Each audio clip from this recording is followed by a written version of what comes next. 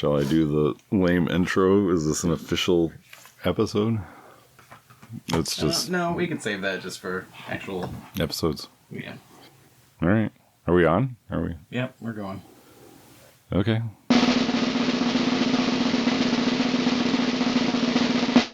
QHF 60-second podcast is on the internet. We're at Studio 1777. Jonathan and Tabitha Carlisle and myself. And we've just returned from seeing Weird Al on his ridiculously self-indulgent, ill-advised vanity tour. Woo! It was fun. I'm just going to take us through this thing for those of you that are not going to be able to make this tour. For those of you that are going to go to this tour, you might want to not listen to this episode until after you see the show, if you care about concert spoilers. Is that a thing? I don't know. He's going to sing songs.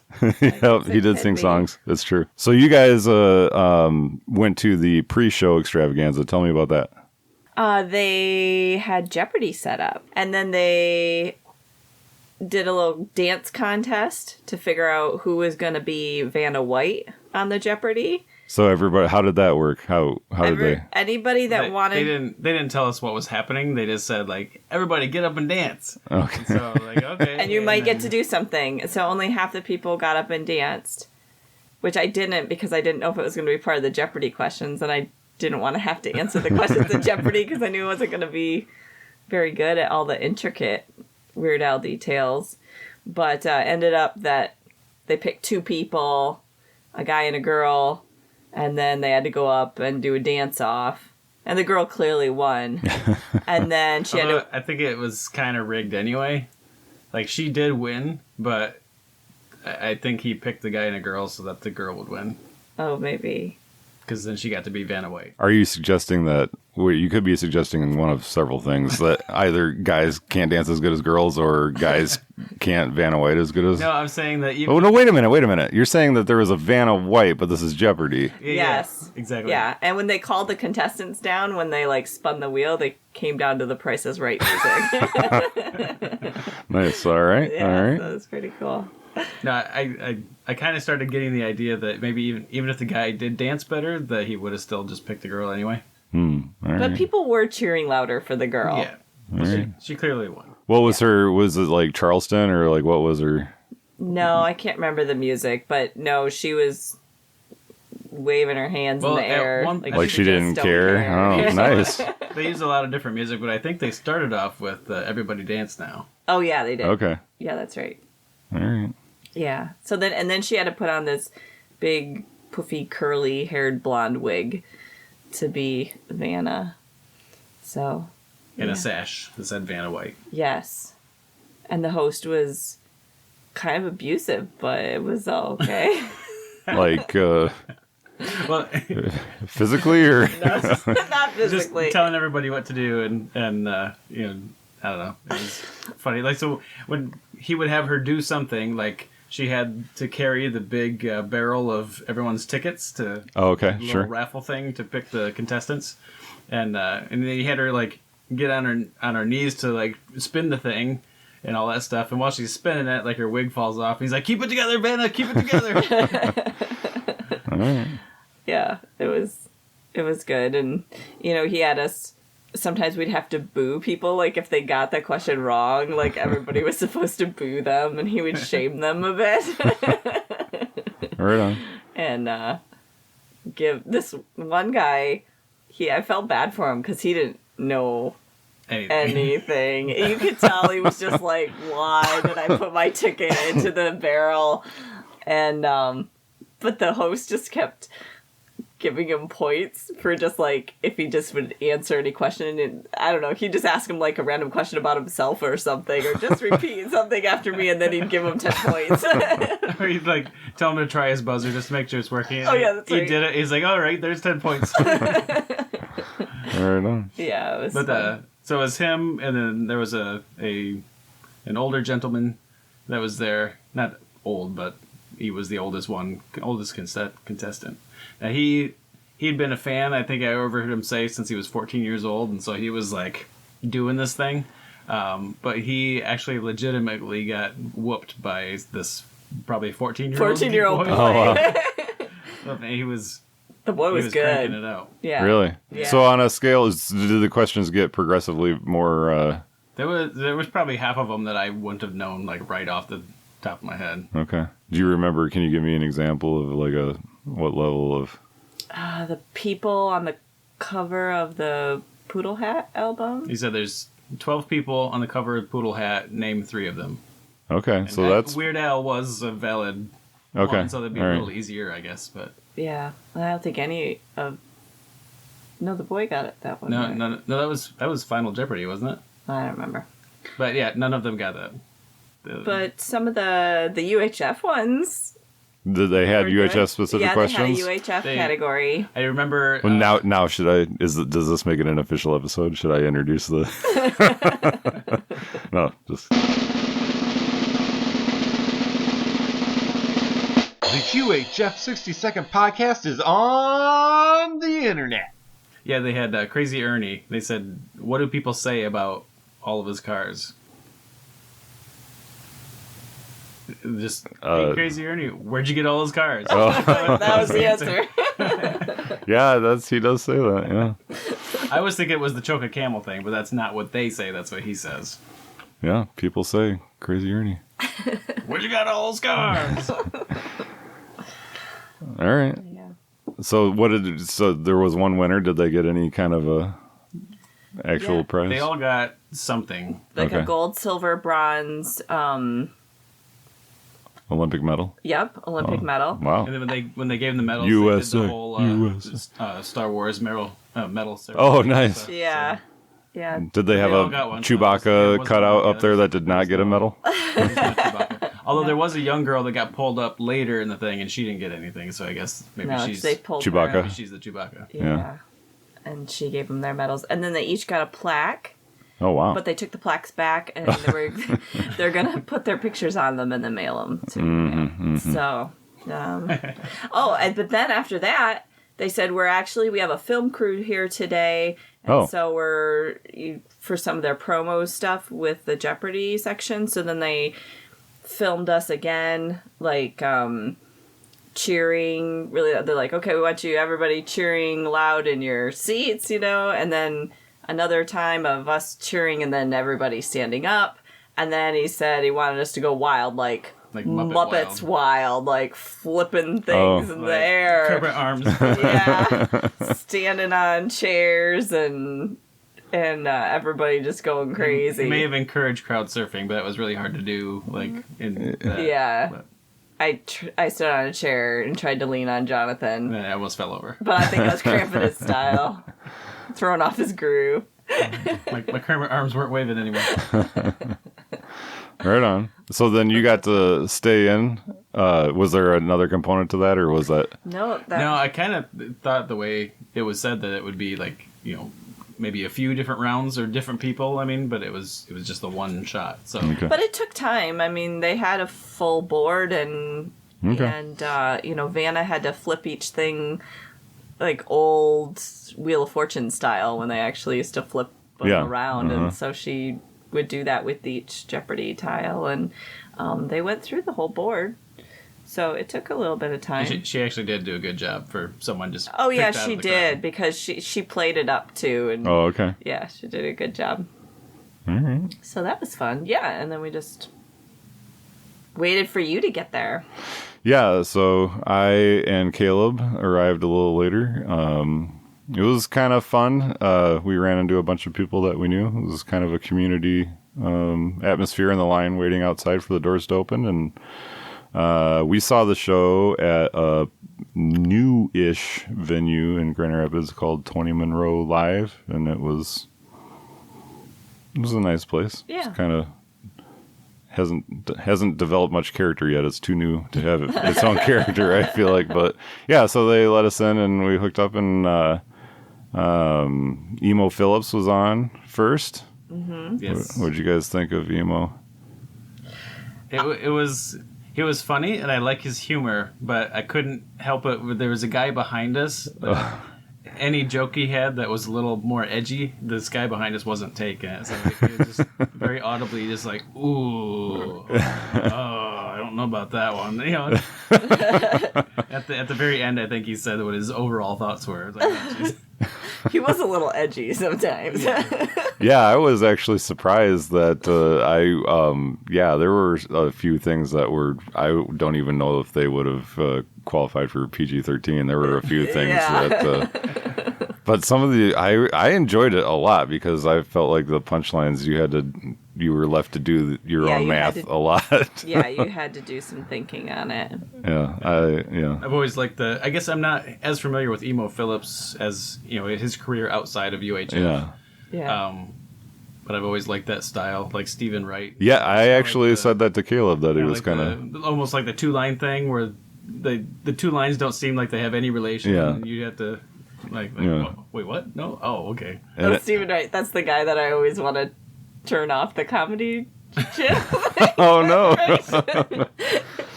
Stephen Wright, I love you. Sometimes he's okay. But that's the guy we're talking about. Stephen Wright is very dry. Yeah, very dry. Yeah, that's the guy. I mean, emo's sort of dry, but I mean, his delivery is so bizarre that it can't really be dry in the traditional He has a sense. vocal. Yeah. So at least with Stephen Wright's like... Yeah, he's very monotone. But yeah, I mean, I don't know that I ever listened to an Emo Phillips album. I've seen like a couple YouTube clips here and there, but it was very good. He did a half-hour set, I think, almost on the dot, and close to it, yeah. Yeah, it was good. I'd only ever seen him in UHF, but he was just like his UHF character. Yeah. He did a bit where he came out wearing several suit coats and top coats and things, and as the act went on, he kept taking off layers, and everything went into his left-hand trouser pocket. Everything. Yeah. Like even when he pulled out his papers with jokes on it, even those ended up going. Rolling up. And the mic at the very end went into his pocket. Yeah. You guys were several rows closer than I. Was there actually writing on those card things? Okay. Yeah. Was it like handwritten? Yes, it was handwritten. All right. And he actually referenced UHF too. Mm-hmm. He said, what did he? I just remembered specifically. I was like, oh my gosh, she actually mentioned UHF. We got to talk about this. And then I don't remember what he said. Well, was it the person introducing him, or was it he himself that mentioned about you might know me as Mr. Butterfingers? Well, that was the guy that introduced him, which was who knows, maybe tour manager, somebody with the venue. I'm not sure. Yeah. But he said something about, he's talking about when they did UHF. Yeah, at he the was saying time that they should tour. Yeah, and that Weird Al kind of put him off and said, "Well, when Donald Trump is Donald Trump is president, we'll tour together." Yep, that's what it was. Hilarious. And then later on, Weird Al said, "If you would have asked me 30 years ago if I would have been touring with Emo Phillips now, I would have said, yep. That sounds about right." He had a kind of a depressing tone when he said it, though. Yeah. Very depressed tone, which was kind of the gag. But so Emo Phillips then was a very short turnaround, which was awesome because there wasn't anything that needed to be. They brought out a bunch of stools. They set Al's accordion on a table and had spotlights shining right on it. It was a great photo op. It was really cool. And then... kind of really unceremoniously, the band just kind of trooped out and started playing. Sat down on stools and they opened pretty much with stayed there most of the time too. Yeah, they opened with the Mr. Frump and the Iron Lung song, which I was pretty excited about because that was off of the Weird Al Yankovic album, which my uncle had that tape in his motorhome back in the early 90s. And we used to listen to it all the time when we were camping. Like my cousins and I, we would go and we would listen to the whole tape. And that was one of them on there, so I knew that. Interesting. From back then. Yeah, like if I'm allowed to say a little side story. Sure. So we memorized all the songs on the tape, and there's a happy birthday song on there. I don't know if you guys know it, but the whole song is about like a really happy birthday song, but it's all about the world is just going to get nuked and die. Oh, yeah. And in the middle, he's like, come on, boys and girls, sing along, okay? You know, and he goes on. We memorized that. We lip synced the song. We played it loud, like at the campsite, because somebody had a birthday. And like, all the adults just stared at us. And they're just like, okay, yeah. Just thought it was the funniest thing. I still think it's the funniest thing, and everybody out there, I know you're all just thinking, yeah, okay. Well, it was cool, actually. I was talking with Caleb, who I was seated with right before the show started. I asked him how well he knew the deep cuts or the back catalog, and he said not very well at all, actually, and I said the same. But I was surprised, actually, how much I did know, like everything, halfway through the first verse. Oh, yeah, and everything, So, yeah, he did Mr. Frump and the Iron Lung. The Jackson Park Express I thought was really great. I don't know. Do we want to go right through the set list and rattle it off, or do people care?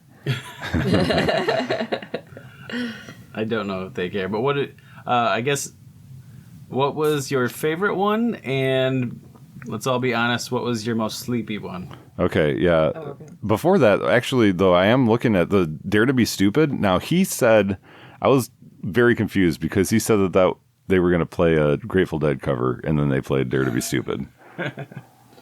So is there... I don't know.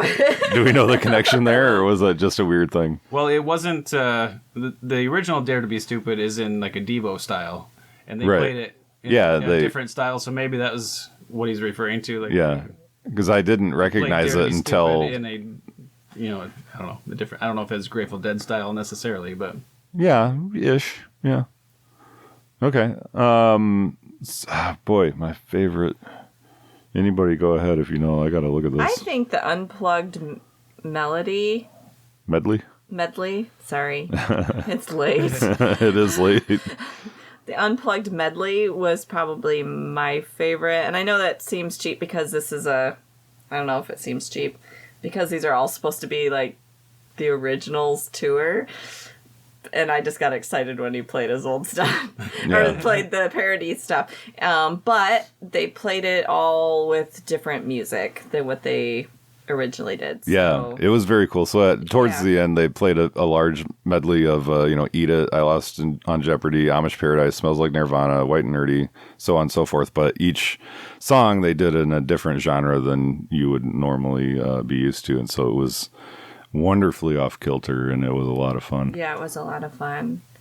Yeah. Otherwise, I don't know what my least favorite was.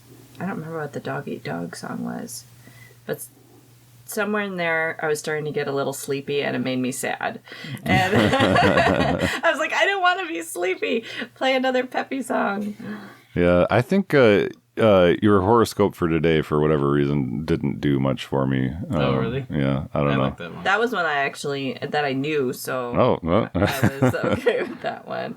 It's got a good ska vibe, so at least it was lively. Yeah. For me, it would be hard to pick between Melanie and Jackson Park Express. I think both of those, to me, were super funny and super cool. Yeah, they were good. I think... not necessarily in this concert, but One More Minute is just one of my favorite of his original ones. Like nice doo-wop, but yeah, I don't know. It was probably one of the original videos, or the first videos that I saw of his too. Okay. And I was excited to hear that one come out. Mm-hmm. Probably my slowest time on this list was probably after Generic Blues, like Midnight Star, Good Enough for Now. Oh, maybe that's why I was kind of starting to slow down for myself. Oh, Midnight Star, yeah, I don't have a memory of that, actually. Maybe that's what...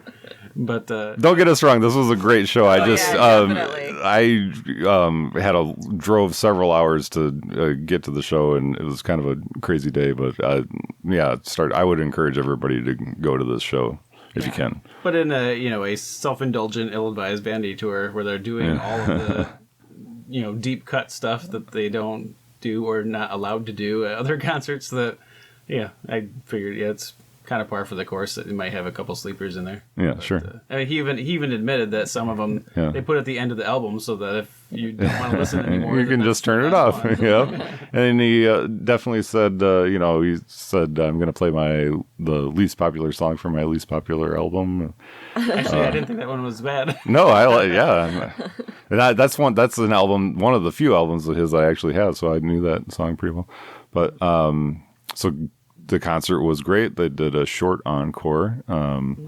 We got probably the shortest drum solo I've ever experienced in my life, and a bass solo, which was great, which was also very short. And then I left because that's all that my ticket provided. But you guys got to stick around. Tell me about that.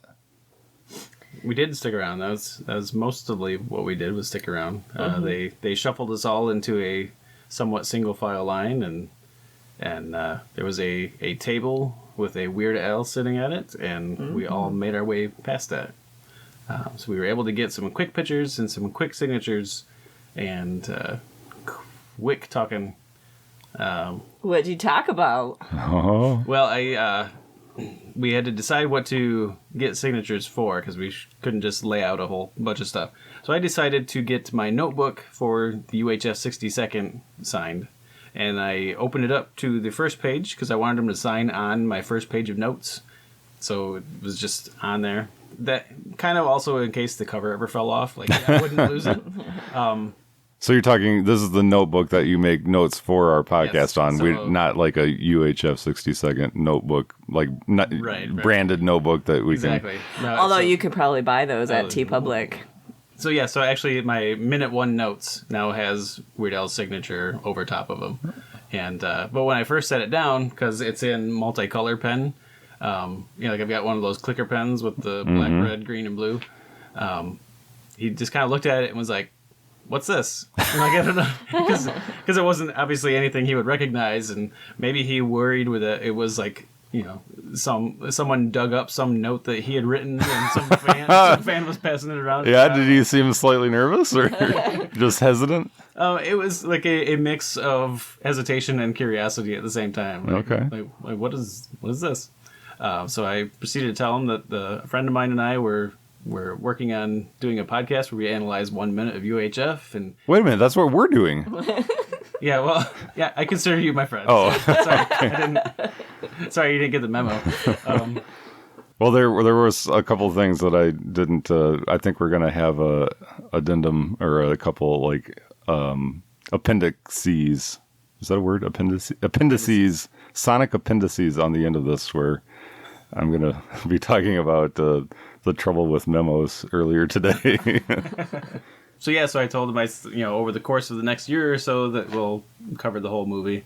I was trying to figure out a quick way to tell him like it wouldn't just be all in one shot. We're gonna analyze each minute in one episode. Like no, I wanted to let him know that it was gonna be a process, and like I said, this interaction was super quick. They were just pushing people through, and but he said no, sounds good. And I said like we know that you always ask the artist permission before you parody their stuff, and he's like, oh no, great. I mean, he knew what I was talking about, and he's like, yeah, go for it. So we got permission, which is good because we had already started doing stuff. So. And we should say that before we did try to contact and ask for permission previously. We sent it was a kind of a tell the steamroll effect or the snowball effect. Yeah, I don't remember where it originated from, but the original plan was we were going to tweet him handwritten. We were going to write out our request to do this podcast to him on little pieces of stationery, and we were only going to write 140 characters on each piece of stationery. As if each one was tweeted. And then take a picture and tweet him a series of pictures until the note was complete. But then we got nervous to do it publicly, and we wanted to DM him on Twitter and found that he doesn't, of course, have a direct message feature on his Twitter. Surprise, surprise. So we decided to do it through Instagram. which we did. And it didn't look like the messages were received. So then we took all the notes and collected them together and then wrote a letter to explain what these little Post-it notes and things were for and mailed it off to J'ai la vie for him to hopefully get to Al, but we never heard. So now we officially have permission to do this podcast. Yeah, to the... And then you were escorted out. You said that they were moving you guys pretty much. Yep, you had to have your... If you wanted a picture, you had to have your phone out and open to the camera app so that you could hand it to the guy. You know, the same guy as the Jeopardy guy, and he would shame you if your phone wasn't. Oh, yeah. Because my camera turned off, and he goes, "This is what we talked about in line." And I said, "It was on when I handed it to you." My camera was on. Yeah. You put the items that you want signed, you put them on the table so you can sign them, and you can try and talk to him while he's signing, and pause your talking while the guy takes your picture, and then hopefully you can quickly resume what you were talking about before he finishes the signature and move out past the door. Mm-hmm. But yeah, he was sitting at a table, and so it was good for pictures as far as everybody kind of lining up, but almost didn't even get really face to face because he's already sitting at the table and you're coming in from behind the table. Oh, really? Join in for the pictures and then just move it out. Wow. On the other side. So. Moving people around, yeah. Mm-hmm. But Weird Al himself was very nice. Yeah, it was very nice. And he did turn to me when he was talking to me, but... Did you make eye contact? Yes. Did you shake his hand? No, I actually didn't shake his hand. Okay, I was going to ask Some what people his did, so handshake was like. If you had a firm These handshake. days, who knows if shaking hands is... Yeah. So what does Weird Al smell like? I thought about that, but I didn't think about it at the time, so I don't know what to tell you. You didn't take a deep whiff? You didn't lean in and... Yeah. I did not notice Major B.O. or anything, so that... Which is fairly impressive, although, yeah, I mean, he wasn't... he only actually stood up at one point during the whole show, I think. He was seated. Yeah, he certainly wasn't going Muppet crazy or anything. Yeah. No. I mean, he was under the lights. I wouldn't be surprised if he was a little moist. Yeah. But I didn't... well, I guess that's a good thing. I didn't notice anything, so that's good. Any bad breath, I didn't get any... Was he wearing the same shirt that he was wearing on stage? I think so. Okay. All right. Yeah. Yeah, I would go to this show if I were you out there listening. Definitely. Yeah, there's I mean there's some deep cuts in there, but there's enough recognizable stuff that I think it's a nice little palm branch to anybody who may have accidentally slipped in. Yeah. And I mean his deep cut, other deep cuts. Well, he wrote a lot of funny, like some of this stuff is seriously funny, and the audio was good enough that you could definitely make out almost every single word. And so, it was... Yeah, even if you didn't know the song. If you didn't know the song, it'd almost be even more fun discovering all of these bizarre, twisted love stories. So many horrible love songs. It was good. I liked that they played... It was a parody song, but that they played The Saga Begins at the... Yep, that was the big closer. Yep. Yeah. And that was fun. You could tell it was a big crowd pleaser. Yeah, everybody was singing along, yep. Yeah. So that was a lot of fun. Mm. It was good. It was good. Thanks for going with me, guys. Thanks for... Oh, that was another thing. Oh, for the VIP, we are supposed to get Weird Al watches. We had 2 selections. I don't remember if we both picked the same one or if we did end up picking the same one because I like that as well. Yeah, and but they had a problem with their shipments, and so we will still be getting those in the mail. But can I tell what they look like? Oh, sure. So they're like the old Mickey Mouse style watches, but it's Weird Al, and so his arms are the hands. His arms, will go around, and it's pretty cool. And so as a complimentary, I guess we had a choice. Well, I guess they did have a choice. Mm-hmm. They had stickers and mouse pads, and I was like, well, because it's completely stupid, we have to get a mouse pad. We're never going to use it, but I just thought it was hilarious that they were offering mouse pads. Yeah, Jonathan doesn't believe in technology. That's why he doesn't use mouse pads. Right. Yeah. All right. Yeah. Well, Do I plug the normal stuff since this isn't an official? The UHF 60 Second Podcast is on the internet. You guys can, you can, At least the website makes yeah, sense. email us at uhf60second@gmail.com and tell us how boring this was. Or tell us how we ruined your concert experience, even though I warned you up front. Yeah, go to uhf60second.com or tweet at us at UHF62ND. But if you do email us, stop forwarding that crap to me. Yeah. Indeed. All right, everyone, have a pleasant evening. So that's what we're gonna do. I'm ready gonna for bed. be asleep within 5 minutes of this stopping this. Bye. Hey everybody, that was our coverage of Weird Al's show. Hope you enjoyed it. I'm going to play now a couple of audio clips that I recorded in my car and on the street. The audio is pretty rough. It's only about 5 or 6 minutes, and there's really nothing too important in there. You can just skip to the end or end this, stop listening if you want. It's only the completists need to listen further. Sorry to do this to you guys. I learned quite a bit if I record, kind of do man on the street interviews in the future. I'll do things quite a bit differently. I told the people that I interviewed that they'd be on the podcast, and so I really feel like I need to include it, even though the audio is pretty poor. Sorry about that.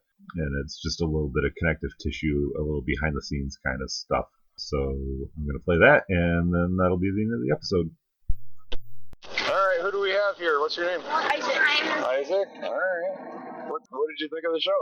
It was amazing. This is your first Weird Al show? Any particular favorite song? I did love Jared to be stupid. Sure. That is a good one. Good choice. Yeah. What about you guys? I thought it was remarkable. Yeah. I absolutely adored it. How many times have you seen Weird Al? This is my second time. I saw him on the Off the Deep End tour in '92. Okay. All right. It's been a while. But That's probably the last time I saw him as well, right around that time. Yeah. What was that, the State Theater in Kalamazoo? State Theater. That was probably it. Yeah, that was the only previous time I'd seen him. This was extraordinary. You know, there are certain songs I really hope to hear tonight, and actually, I got everything I really wanted. Everything I really wanted. So it was phenomenal in that regard. Yeah. I love. No, they did the biggest ball of twine in Minnesota. Oh, yeah, That's a great song. That's one of his best, really. Yeah, I was not expecting that. I should have been expecting that perhaps, but I wasn't. And then that was a very pleasant surprise. Biggest ball. Are you familiar with that? Oh yeah. Okay. for sure. Oh, very cool. Thank you guys. Oh, thank you. We expressed this in the recording, in our kind of postmortem of the concert, but it really was a pretty wonderful time.